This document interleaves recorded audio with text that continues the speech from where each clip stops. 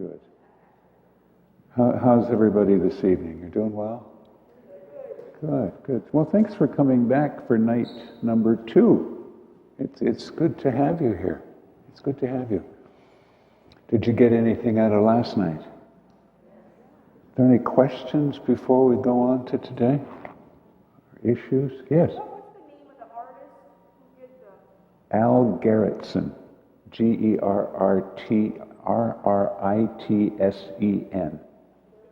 Al Gerritsen.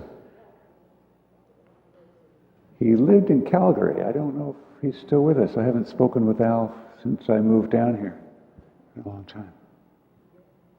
And the other artist was the one that did the icon of the Holy Family in the final prayer. I'm convinced that is Michael O'Brien. And Michael lives he's in Ontario, in Combermere, Ontario. It's a very distinctive icon style.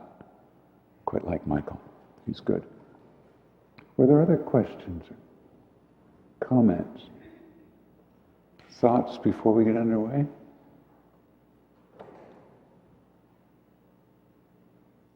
Oh darn, I was supposed to get you all confused. Well, tonight we're going to pick up where we left off last night. So as we're gathering, we'll just do a little bit of a recap of where we were.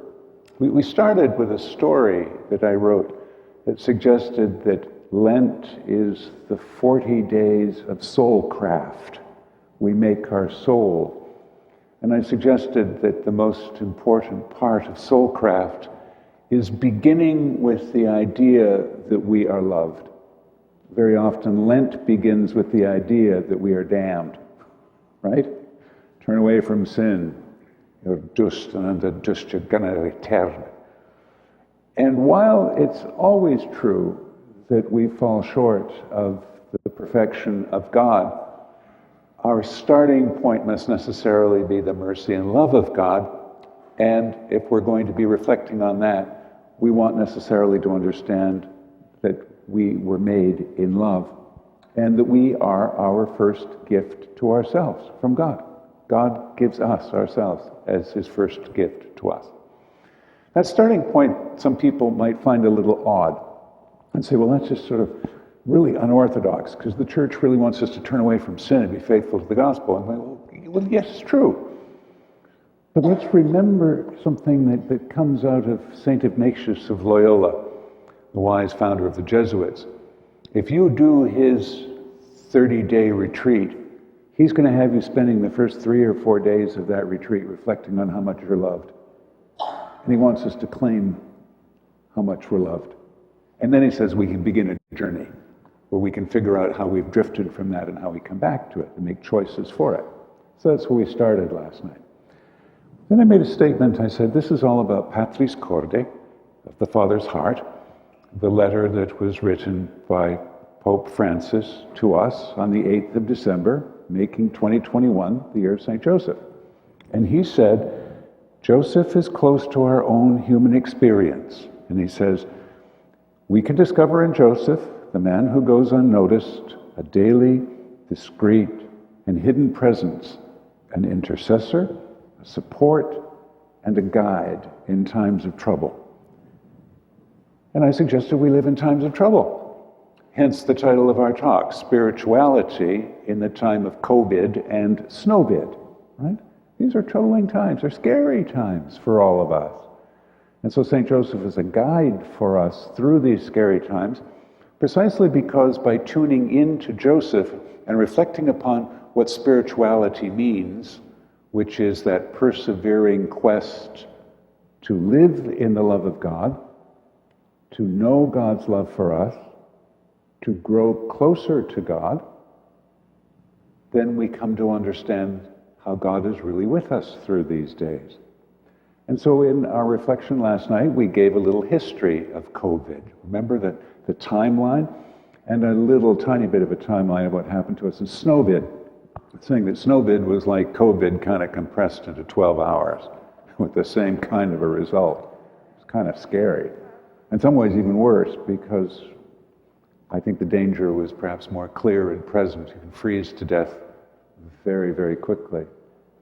So we looked at fear. We said that's a human reaction, a human emotion. It's a good thing. Where it becomes dangerous is when it becomes irrational. And when irrational fear takes hold of us, it can leave us paralyzed. And so we wanted to address irrational fear, and we looked at Paul's letter to his young friend Timothy. God has not given us a spirit of fear, but of power and of love and of a sound mind. Remember that? We said it's the power of God that creates the universe. It is the love of God that's always there for us. Right? It's a sound mind, which means it's the ability to think, to reason, to be intelligent, not to be taken adrift by the voices that would leave us feeling irrational fear. Power, love, and a sound mind. Right? In our reflections then on fear, we came to reflect then a little bit upon how the events of our own day call forth from us, as it did from Joseph, creative courage. Right? And we looked at some examples of creative courage. So that was last night. St. Joseph, the man of creative courage. Tonight we want to look at the example of St. Joseph, who is, as the Holy Father says, the unnoticed one, the discreet one, the hidden presence, who is nevertheless an intercessor and support in times of trouble. So we're going to look at the hidden Joseph. So shall we start with our prayer this evening? Well, let's stand together. And of course, this is the prayer that we find in the prophet Isaiah, the prayer of a person who's deeply anguished. And I pointed out last night that we can really pray this prayer with understanding because we know this anguish and we pray for the hope that concludes the prayer. Once I said, in the noontime of life I must depart. To the gates of the netherworld shall I be consigned for the rest of my years. I said, I shall see the Lord no more in the land of the living. No longer shall I behold my fellow men among those who dwell in the world. My dwelling, like a shepherd's tent, is struck down and borne away from me. You have folded up my life like a weaver who severs the last thread. Day and night you give me over to torment. I cry out until the dawn. Like a lion he breaks all my bones. Day and night you give me over to torment. Like a swallow I utter shrill cries. I moan like a dove. My eyes grow weak, gazing heavenward. O Lord, I am in straits. Be my surety.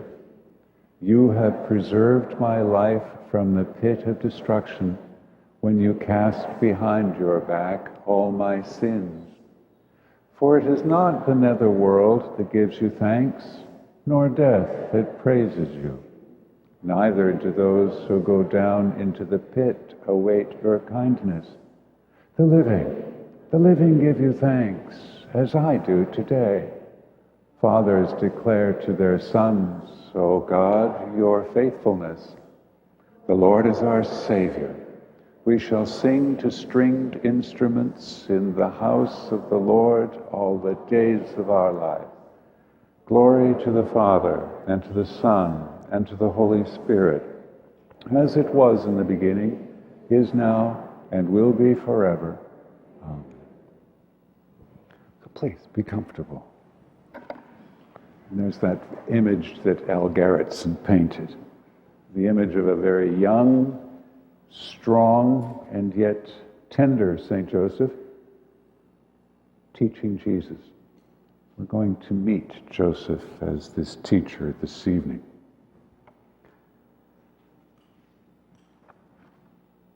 So St. Joseph reminds us that those who appear hidden or in the shadows can play an incomparable role in the history of salvation. It need not necessarily be the ones that are out in front and doing the extraordinary things, writing the books, and drawing great crowds to parish missions at St. Elizabeth Ann Seton Parish during Lent, but rather the ones who are in the shadow, as it were. Pope Francis writes this. He says, Joseph set aside his own ideas in order to accept the course of events, and mysterious as they seemed, to embrace them, to take responsibility for them, and to make them a part of his own history. In other words, Joseph didn't seek a spiritual path that explains, but rather sought a spiritual path that accepted his times. He didn't fight against his times. He didn't rebel and go on protest marches, nor did he simply put his head in the sand in a way of trying to deny what was going on. He faced circumstances head on, and as a result of that acceptance, was able to make extraordinary progress. Sometimes it can be hard for us to accept things as they are, isn't it? We can sometimes feel like we're very much victims of our own time and history and circumstance. I ran into a fellow who told me that every time he turns the TV on, he just gets right angry with everything he sees. He says, I don't care what channel I turn on, it seems that everybody's out to get me and there's nothing I can do about it. I just want to throw a brick at the TV. So I told him, well, go ahead, throw a brick at the TV. I said, but not a real one. I said, go to Toys R Us and buy a bunch of sponge bricks. And I said, throw to your heart's content. But I said, doing that is not accepting what's going on. It's not living in the moment. It's not evaluating what's going on and trying to figure out what I can or cannot change. My wise 97-year-old Aunt Mary, just a wonderful lady. I miss her a lot.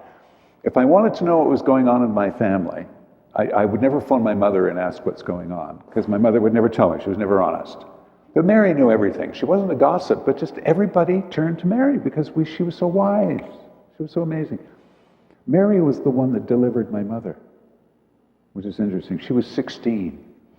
And in those days, there was a threshing crew there to try to take the crops off.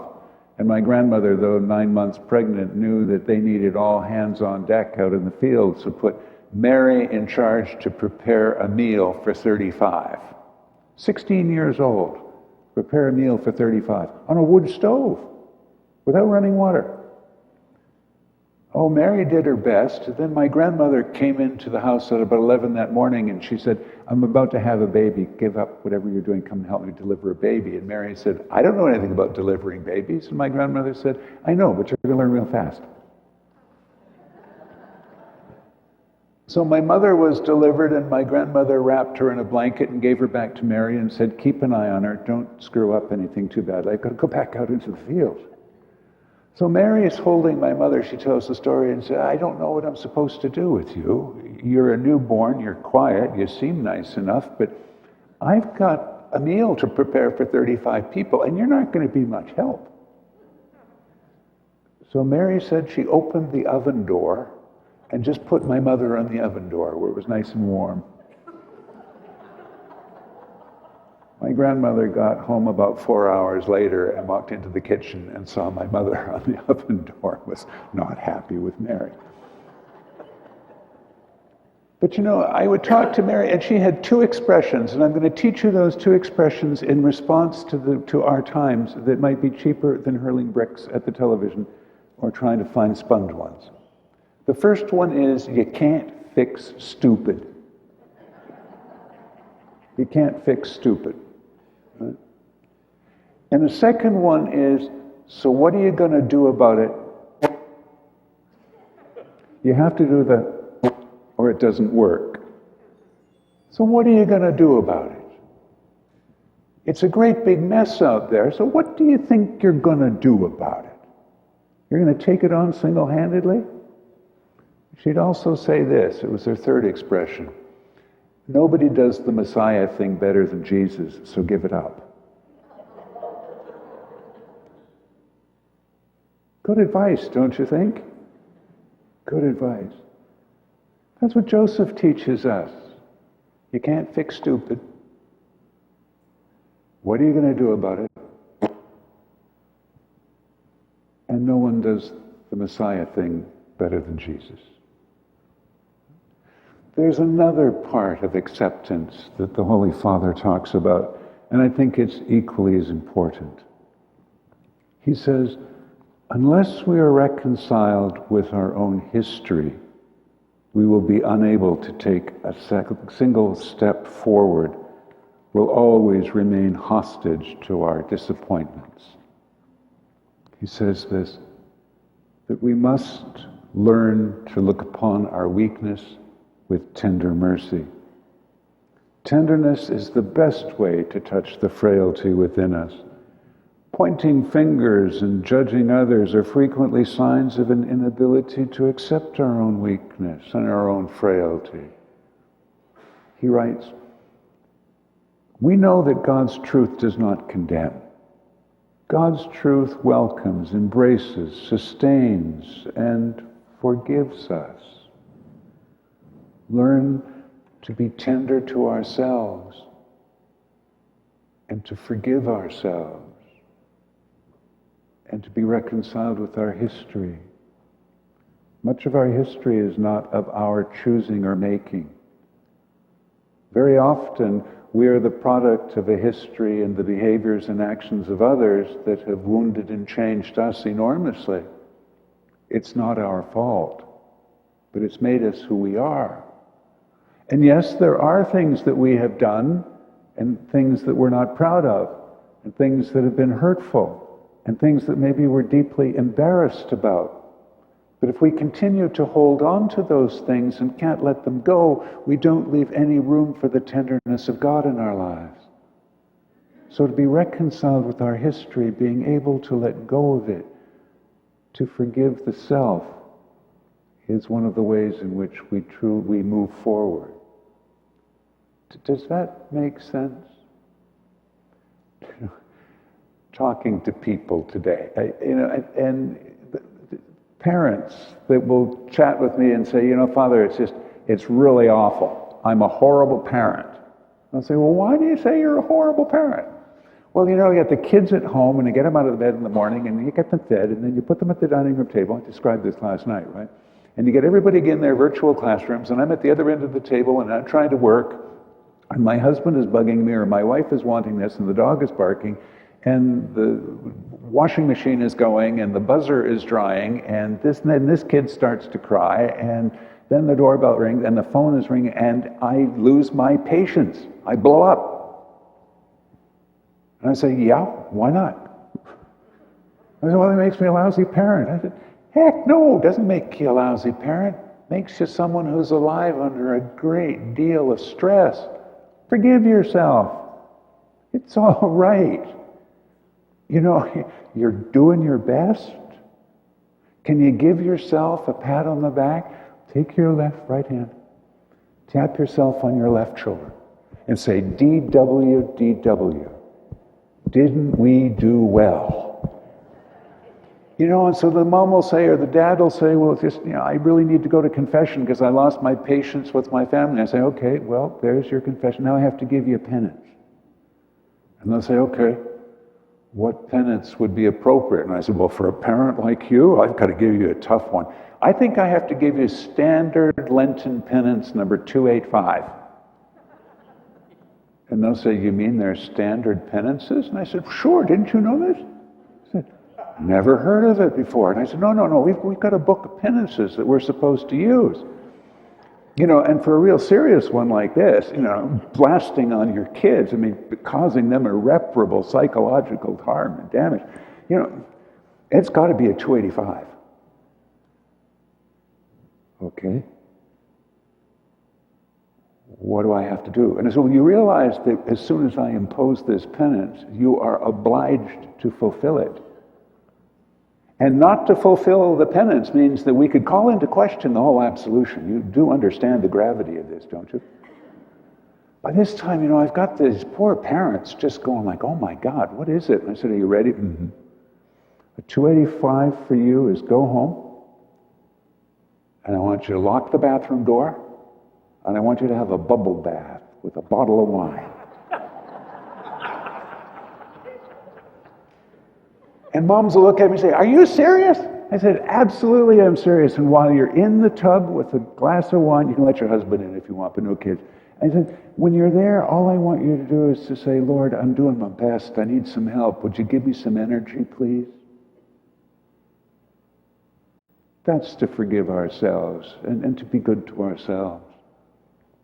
And sometimes then I'll say to dads, well, you've got to do a 286. Well, what's a 286? I think most dads are really not into bubble baths. So I'll say to Dad, well, your 286 is to pour a big glass of bourbon, to go outside, sit on the back step, look up into the sky and say, Lord, I'm so gosh darn small when compared to the enormity of it. But I raise a glass to you and your strength working through me. That's your penance. Does that make sense? It's learning to forgive ourselves and making peace with our own story. Because when we can do those things, then we're not going to be frozen in an inability to act.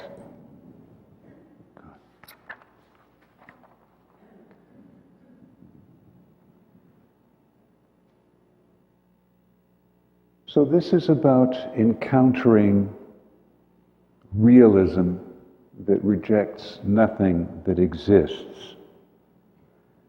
And the reality that exists around us, as messed up as it is and as dangerous it is, has meaning. And it can bring us light, and it can bring us shadow, and it can give us great perspective. And faith, when brought to these events, can show us something quite remarkable. See, the logic of love, says Pope Francis, is the logic of freedom. And Joseph knew how to love through it all, and loved with extraordinary freedom. Joseph didn't make himself the center of things. He didn't think of himself, but he continued to focus instead upon the lives of Mary and Joseph. To look at all things, as I've just said, with the history and with our ability to forgive, means that we turn our orientation out of ourselves and downward and inward and outward toward others. You see the movement? Joseph shows us that. And so he shows in the first instance the tender love of God. Jesus would have come to know the tender fatherhood of God in Joseph. It would have been his first experience of that. Do you remember the slide that I have for Pope Francis's prayer? There's the image of the father holding a child. That's the tender love of a father for a child. Joseph would have taught that to Jesus. It would have been Joseph who would have taught Jesus to pray. It would have been Joseph who taught Jesus how to be a man of the covenant. It would have been Joseph who taught Jesus how to be a member of the Jewish people and how to be a man in the Jewish people. It would have been Joseph who would have prepared Jesus for his bar mitzvah, his coming of age. Joseph would have taught him the ways of faith. Joseph would have taught him the ways of being someone who cares and is attentive for others. Pope Francis writes, in our world where psychological, verbal, and physical violence toward women is so evident, Joseph appears as the figure of respect, the figure of a sensitive man. The sensitive man toward Mary, and undoubtedly a sensitive man toward others. So Joseph's attitude then encourages us to welcome others just as they are, without exception, and to show special concern for the weak and for the ones that God knows to be weak. In this attitude, then, of the respectful and sensitive man, and the invitation that Pope Francis makes for us, it might be good for us just to reflect for a moment on the meaning of the word respect. What does it mean to respect someone? Well, typically, we sort of understand that word in common parlance as being that when I respect you, it means that I acknowledge you for who you are, especially in terms of the authority or power that you have, perhaps even an authority or power over me. So I'm going to show respect to a police constable because if I don't and I show cheek, I may get into trouble, right? So we tend to think in respect in those terms. The word itself has a very different meaning, and I think it's far more in keeping with what Pope Francis is trying to teach us. The word respect has a Latin prefix, re. Remember, like as in religion, to do again. And the root is spectare. So let's see if we can play a guessing game. Some of us are wearing spectacles. Some of us yearn to be a spectator at a Spurs game. It was a spectacular event. Are you getting the idea of what spectare might mean? It means to look. So to respect another is to look at another again. So I can encounter you and walk away with my first impression and say, my mind is made up by the way that I feel and by the judgment that I've arrived based on this 30-second encounter. That's all it takes human beings to really make up their mind about whether or not they like someone. Is that respect? Heck no. Because respect says, no, I'm going to go back and look again at this person. And I'm going to go back and look again at this person. I'm going to reevaluate my judgment or my feeling, my intuition perhaps, and see that in looking again, I might not come to understand something about them that escaped me at first encounter. It's in this second encounter that I come to understand that this person who appears to be such an aloof, unapproachable person who's kind of antisocial is actually a person who's dreadfully shy in public. And because this person is really shy, comes across as being aloof. Does that make sense? Joseph teaches us how to respect one another, to be patient in our encountering with one another, that we might look at each other again, to try to see in the other what is good in them and lovable in them and praiseworthy in them, that which we can affirm and build up in them, rather than being quick to condemn in them. Does that make sense? And I think this becomes especially true, the Holy Father says, for those who are weak in our world. I think sometimes we look at those who we see are obviously weak, and we might have a tendency to discount them. Did I ever tell you the story of my encounter with a street person in Vancouver? It just popped into my head. I don't know where it came from, so I guess I have to tell you the story. I live in Edmonton, which is 2,000 miles north of here, and it's actually quite warm today. The snow is actually melting. And it's bitter cold.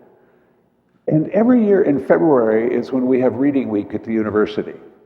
Reading Week came to birth in the 1960s when they noted that there was a spike in student suicides at the end of February.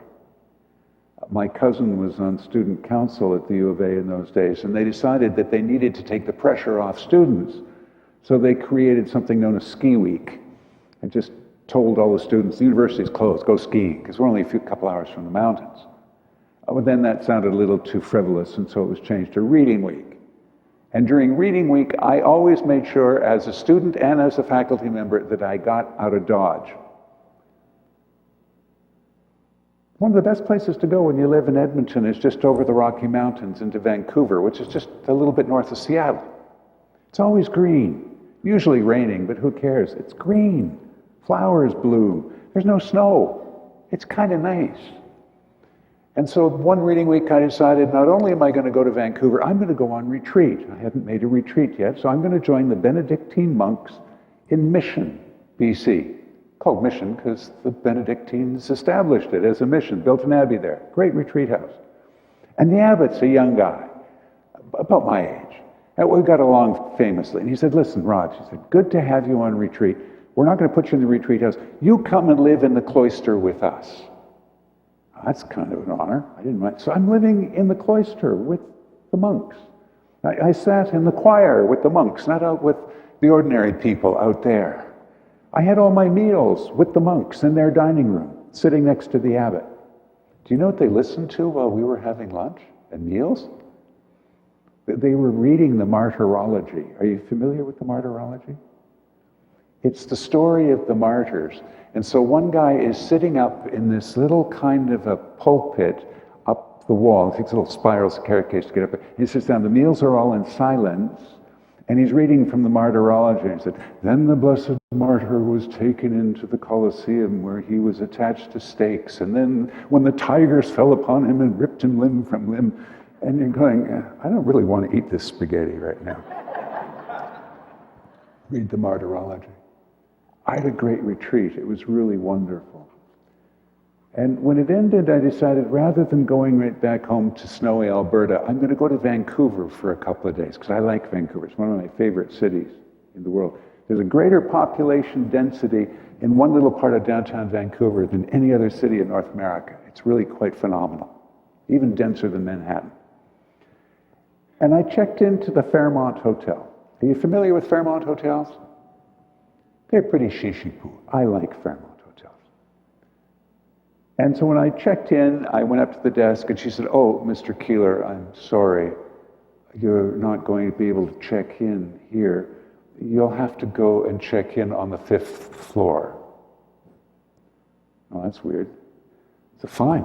I grabbed my bags and took the elevator to the 5th floor, and when the elevator doors opened, there was an elegantly dressed gentleman in a black suit with white gloves saying, are you Mr. Keeler? And I said, yes. And he said, well, good afternoon. I'm Charles. I'm your butler. Welcome to the gold floor. May I take you to your suite?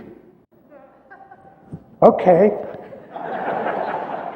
And so as we're walking down the hallway, he said, and this will be your private lounge, and cocktails and hors d'oeuvres will be served at 5 o'clock. Please come down, help yourself, please. Okay. And he said, and digestivos will be available after 10 p.m. this evening, and we'll have tea as well, and there will be light snacks. Very well. My room was magnificent. And as he's going around the room, and the drapes are opening and closing electrically, and the lights are going on and off, and he said, shall I unpack your bag for you? Okay. And he said, why don't you go down and have a cocktail, and will you be having dinner with us this evening?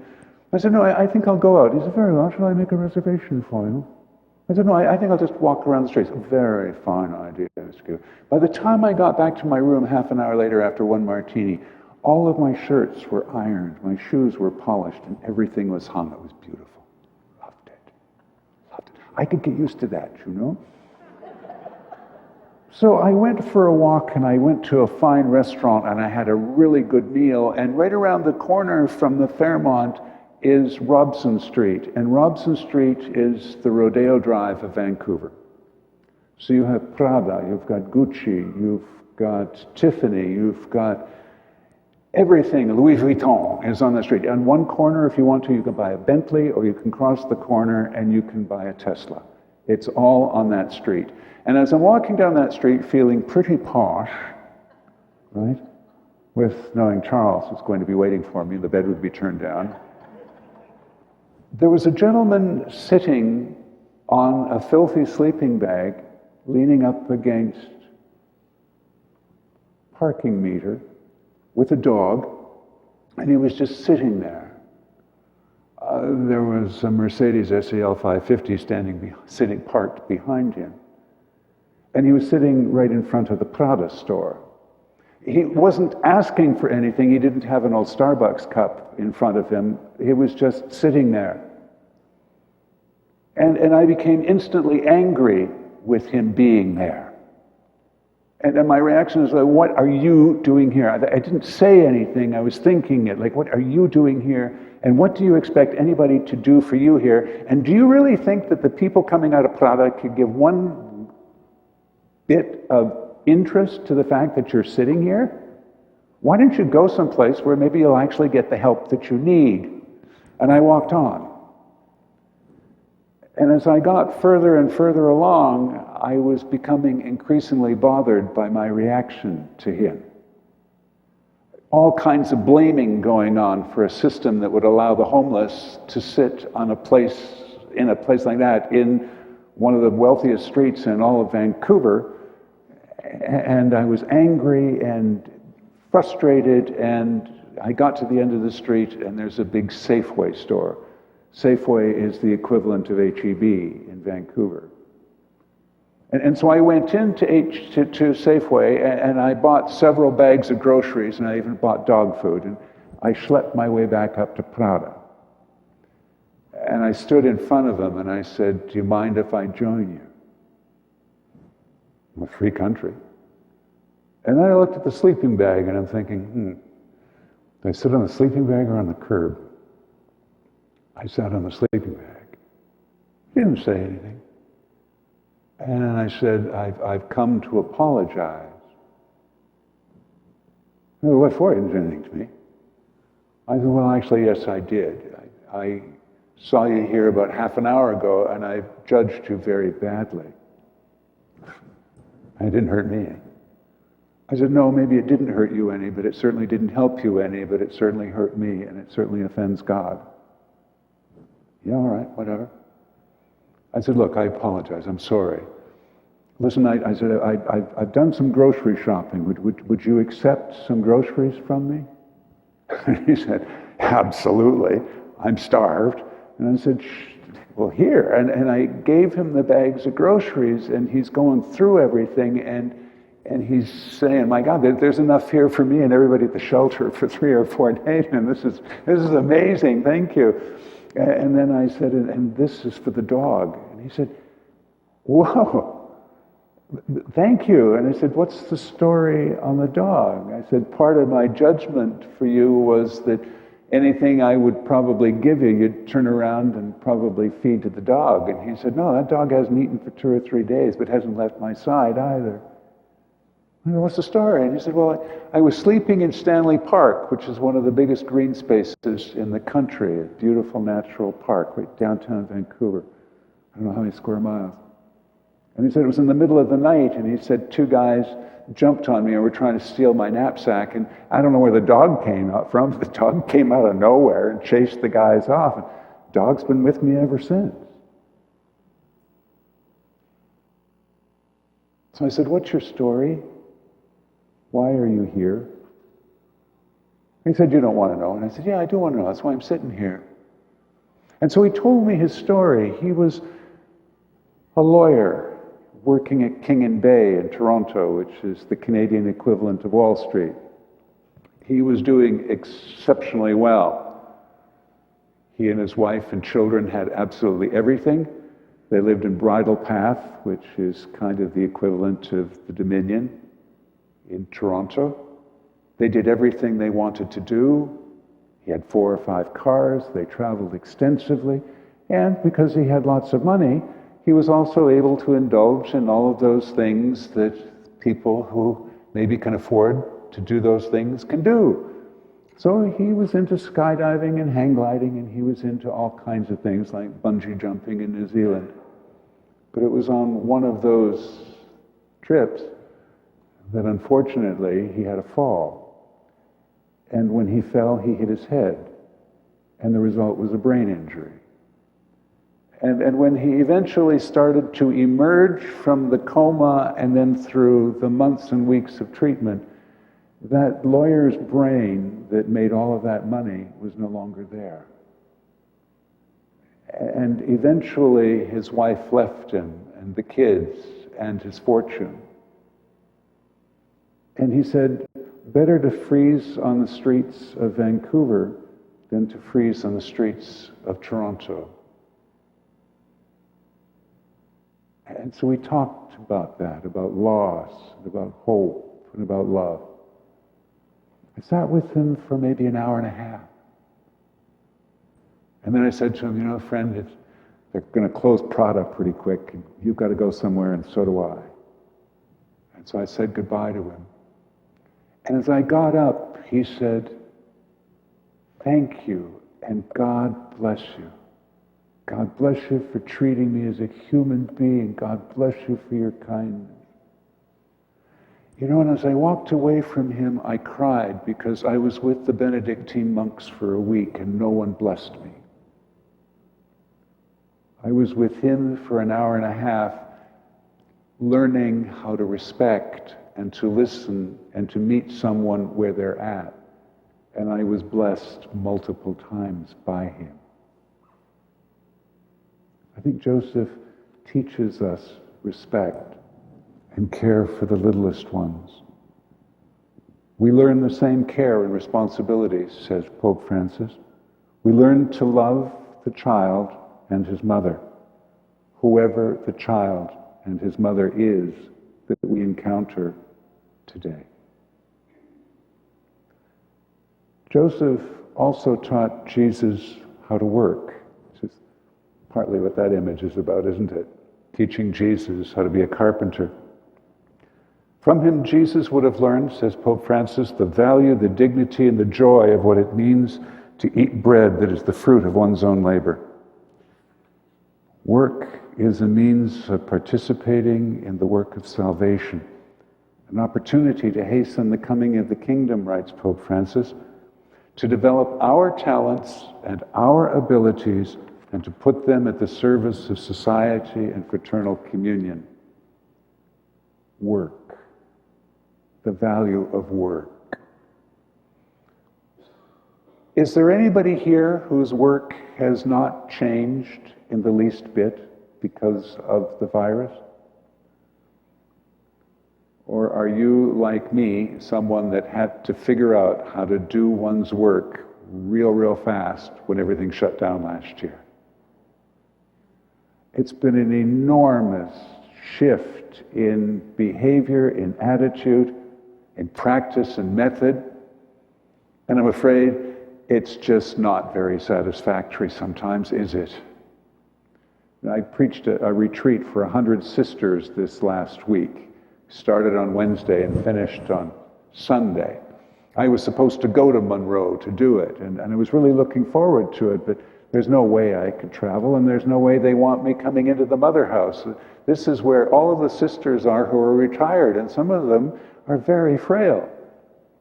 So they said, listen, we're just going to have the retreat, and we're going to do it in-house, and we'll make it the best we can make it. And I said, does that mean another Zoom room? And they said, well, it's the only platform we've got. And so I prepared my talks, and I met the sisters every day for those days, and spoke into my screen where I was looking at myself, but no one else.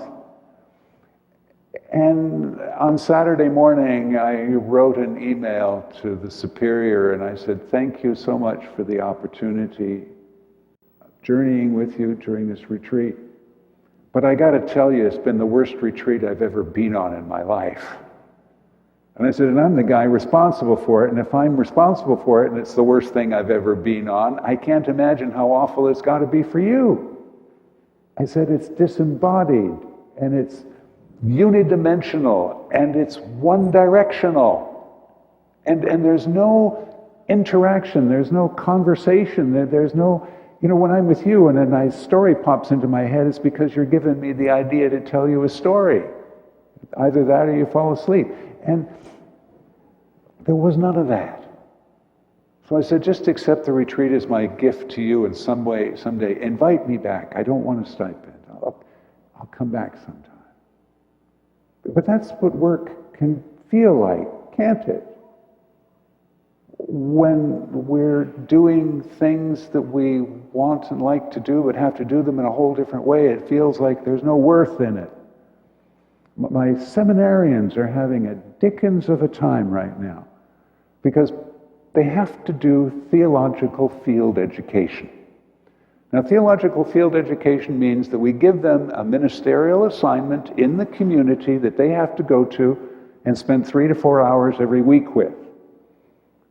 In the course of doing that ministry, and usually one they've never done before, something that stretches their horizon, like going to work at Sam Ministries with the street people, or going into a hospice to journey with someone who's dying.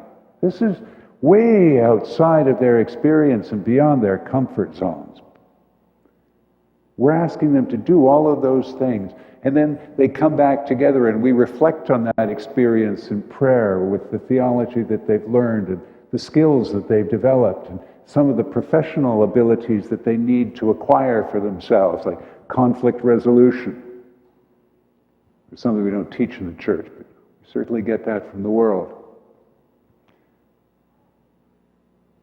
But as soon as the virus happened, the hospital was off limits and the hospice couldn't take them, and Sam Ministries was not allowing anybody in except their own staff and employees. And teaching children in classrooms was gone, and RCIA sessions where they could meet people face to face, all those things vanished. And so they found themselves doing ministerial placements where they're updating parish lists on a computer, or sometimes just making cold calls to parishioners in the name of the parish, or stocking shelves at the food bank by themselves. And they're complaining and they're saying, but it's not ministry because I'm not touching people, I'm not meeting people, I'm not doing anything. This is mundane, silly work. And I say to them, but what does Joseph teach you? Joseph teaches us that when we do things that are even discreet and in the shadows and seemingly meaningless, it can nevertheless have enormous impact in other person's lives. That what you do is an important and an invaluable piece of a much larger thing. You're as if a cog in a big wheel, but without that wheel, the gears can't turn, and if the gears can't turn, the vehicle can't move, and if the vehicle can't move, then nobody gets where they need to be. And so your ministry has worth. It has worth. And I think St. Joseph is trying to teach us that as we reevaluate what we're doing now and how we're doing it, we may feel as if our work has no worth. But I think if we allow ourselves to think about it in a different way, saying that I'm going to do what it is that I do to the best of my ability, recognizing that some way, somehow, in a way that's beyond my comprehension, and it's making a difference somehow. St. Joseph teaches us that all work has worth. Dr. Michael Rock is a good friend of mine who wrote the book entitled From Workplace to Worthplace. And in that book, he tells us exactly what Pope Francis says, that in work we develop our talents and abilities, we place them at the service of society and at the service of fraternal communion.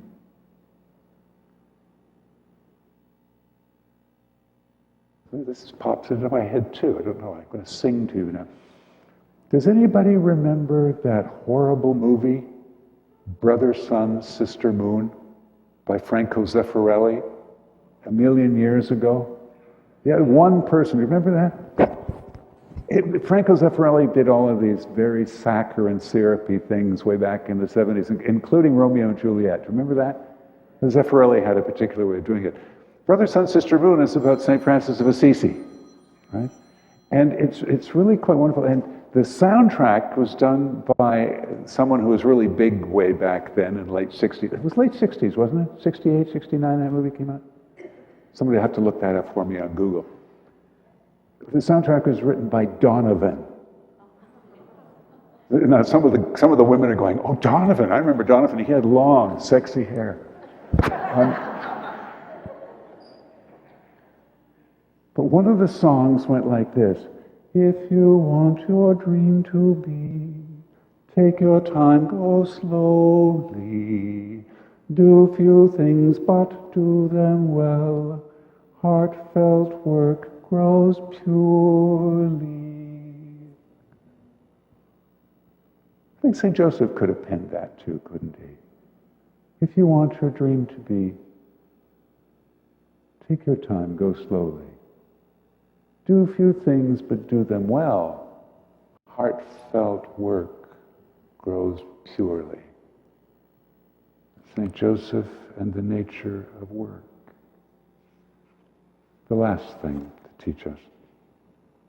It is the ones who are the hidden ones whose impacts, Pope Francis says, like Joseph, can have an enormous role to play in the unfolding of God's salvation. He writes this in Patris Corde.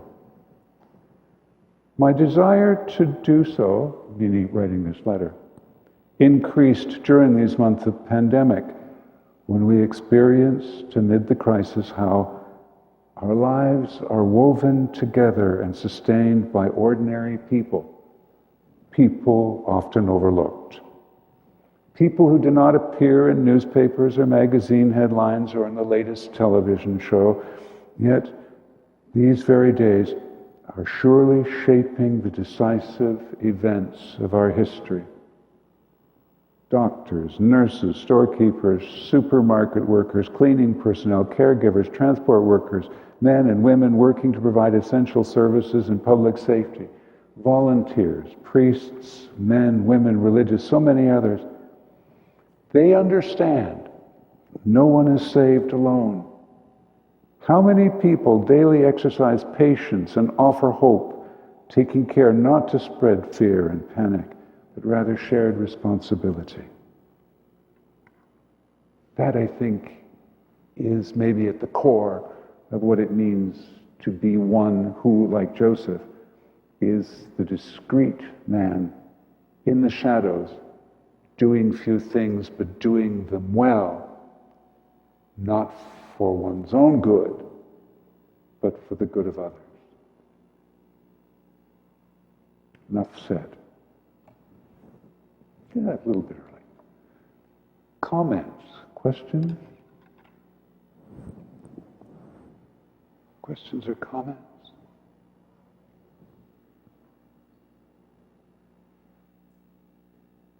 Maybe on your way home tonight, I'll give you a little homework assignment as you drive. I want you just to maybe turn the radio off and just think for a little bit about all of those people the Holy Father refers to in this letter, the ordinary people, people overlooked, who are surely shaping the decisive events of our day, who exercise patience, offer hope, taking care not to spread panic or fear, but rather shared responsibility. Just think of who they are, all right? And in bringing them to mind, you're preventing them from being overlooked. And in bringing them to mind, also offer a prayer of thanksgiving to God for them. And in offering a prayer of thanksgiving for them, also pray a prayer for their safety. All right? Shall we pray together? Psalm 46 is a prayer of trust in God's goodness. God is for us a refuge and strength, a helper close at hand in times of distress. So we shall not fear, though the earth should rock, though the mountains fall into the depths of the sea, even though its waters rage and foam, even though the mountains be shaken by its waves. The Lord of hosts is with us. The God of Jacob is our stronghold. The waters of a river give joy to God's city, the holy place where the Most High dwells. God is within, it cannot be shaken. God will help it at the dawning of the day. Nations are in tumult, kingdoms are shaken. He lifts his voice, the earth shrinks away. The Lord of hosts is with us. The God of Jacob is our stronghold.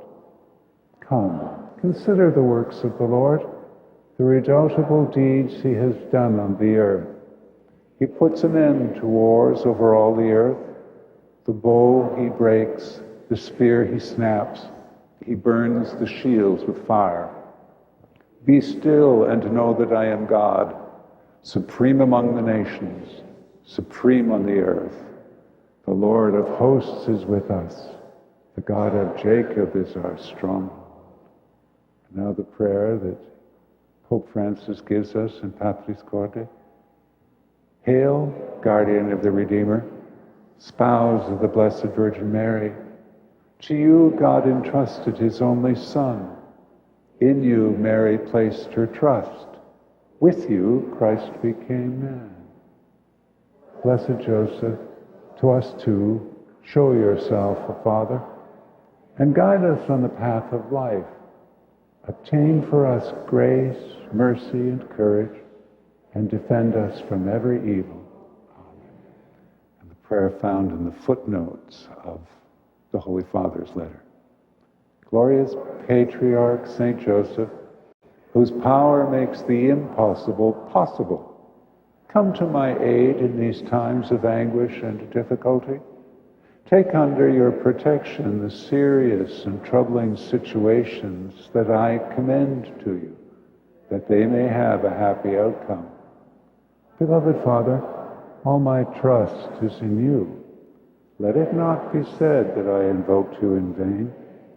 And since you can do everything with Jesus and Mary, show me your goodness is as great as your power. Amen. And the prayer which is being prayed in so many places now. Our Lady of Guadalupe, in these times of tribulation, we turn to you, O Mother. See with compassion the suffering of your beloved sons and daughters affected by the coronavirus pandemic throughout the world. Ask your Son to have mercy on us, bringing healing to those infected and protection to all your children. Jesus Christ, Savior of all people, grant us courage to accompany and care for the entire world in the wake of sorrow and uncertainty. We seek refuge in you, and according to your promise, deliver us from this danger. Amen. St. Anthony of Padua. And so may the Lord bless us, protect us from all evil, and bring us to everlasting life. Go in peace, everyone. Thank you for being here. We look forward to seeing you for night 3 tomorrow night. Joseph, the man of dreams. Take good care, all. Thank you.